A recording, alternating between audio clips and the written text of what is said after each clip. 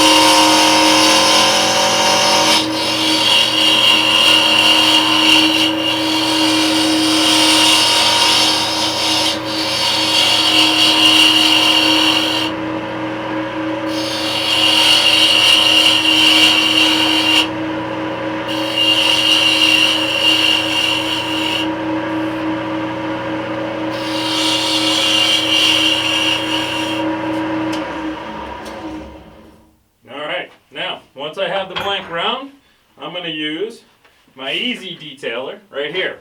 I'm going to score a line so that I can create the shoulder cut. Then I'm going to come in and I'm going to create the dovetail angle that's going to fit into the jaws.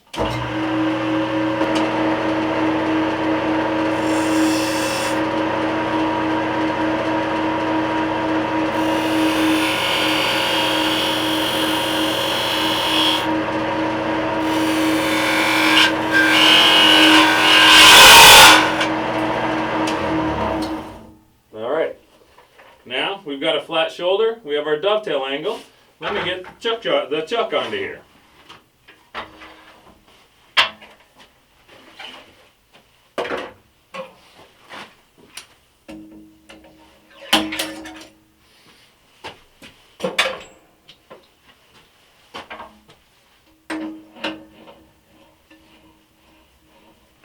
Now we have to remember that we want the shoulder of the chuck jaw to sit nice and flat right here on the shoulder cut that we just made.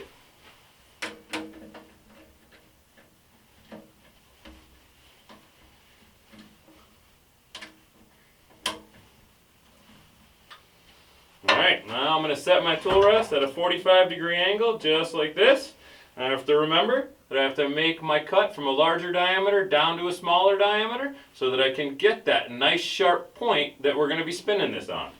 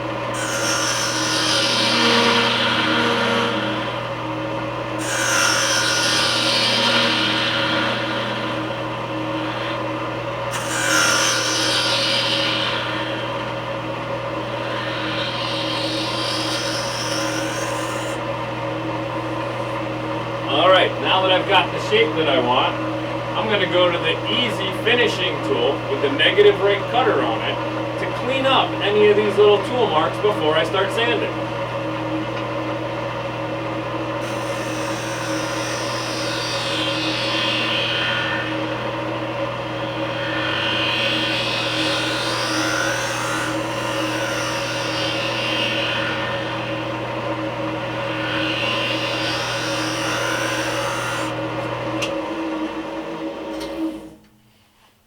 Oh yeah, that's a beautiful surface. All right, now before we remove any of the material to create the handle, I'm going to sand and finish the spinning top end. Okay, I've got this great sandpaper from the people at Unida Inc. I really love their product. It cuts really clean and quick, makes my sanding go a lot faster.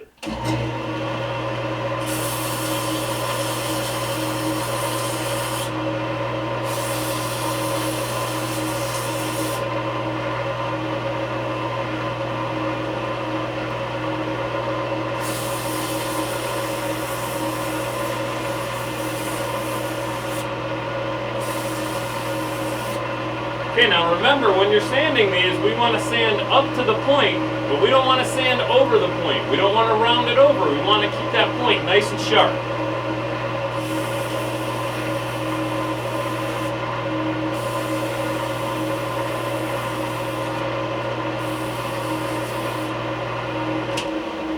All right, after we're sanded up, the next thing we're going to do is we're going to apply some finish to the end here. Okay? My favorite combination for finish is I start with Yorkshire grit. Okay? Think about this as your final step in sanding to start prepping for finish. Okay? We don't need a lot of this, we just need a little bit. I like to apply it with the machine off so that I get it where it needs to be. After I've applied it, then we fire it up and we get some speed and friction on there.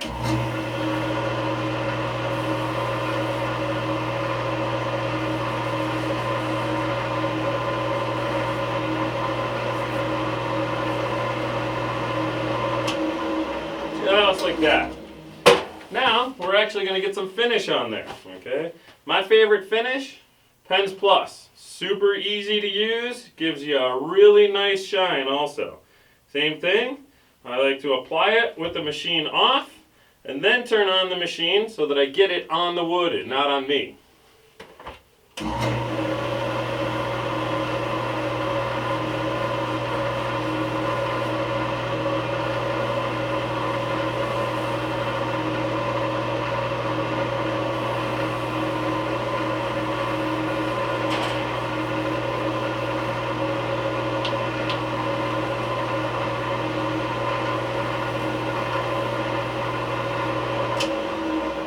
There we go, just like that. Alright, now I'm going to get the piece back between centers here so that I have some support from the tailstock side while I'm spinning this. Okay.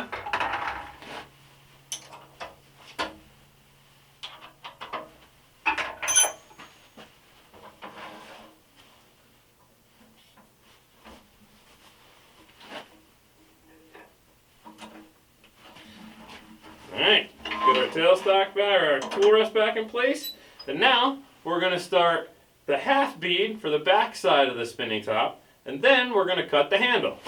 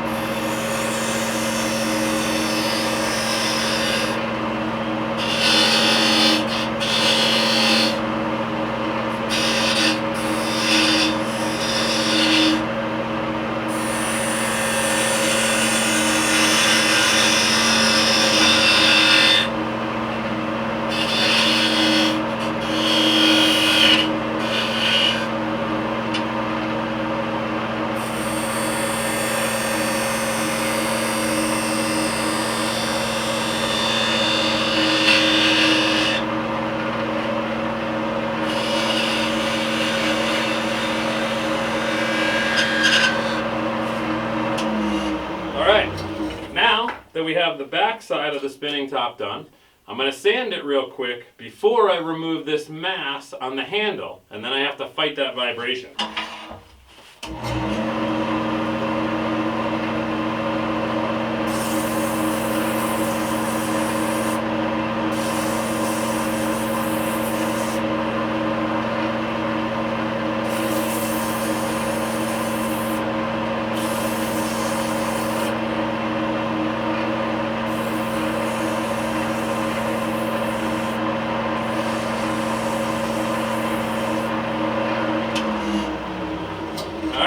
Like I said, if you're getting a good clean cut, your sanding should go that quick. So now, we're going to create the elongated bead here for the handle.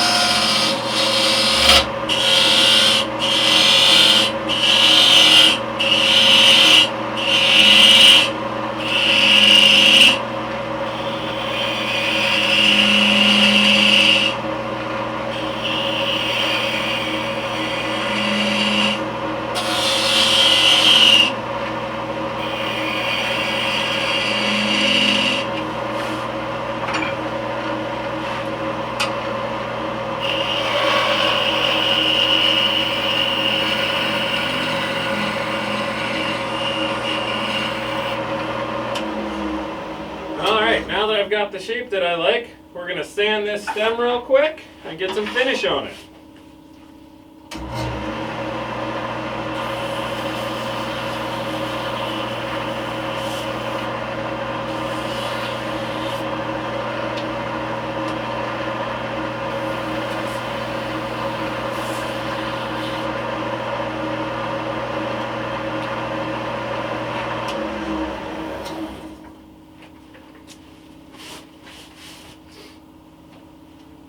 Thank you.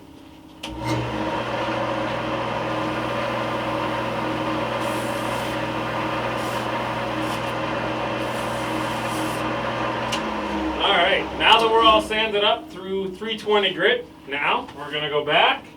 We're going to apply some Yorkshire grit here. Same thing, we're going to apply with the machine off.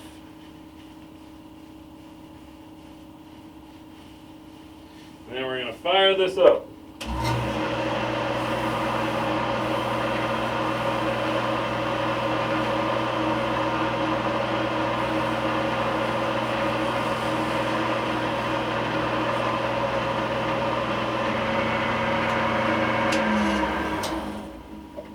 Now we'll get some finish on here.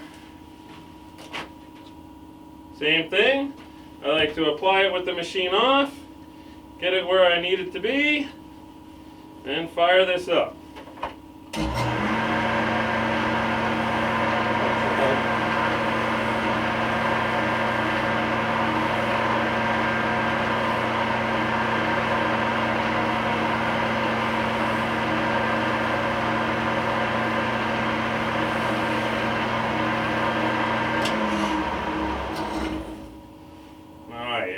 Beautiful. All right, now we're going to take our Easy Detailer and we're going to part this right off the machine.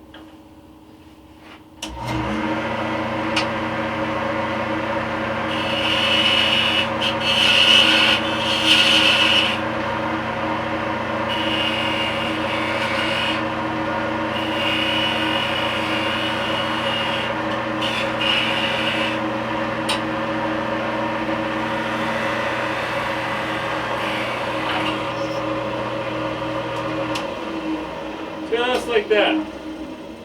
And that's how I warm up when I get into my shop before I get into a big project. So if you have any comments, questions, or concerns about this, you can email me at roper@roperwoodturning.com, or you can find me on Facebook and Instagram at Roper Woodturning. Thanks a bunch. Bye.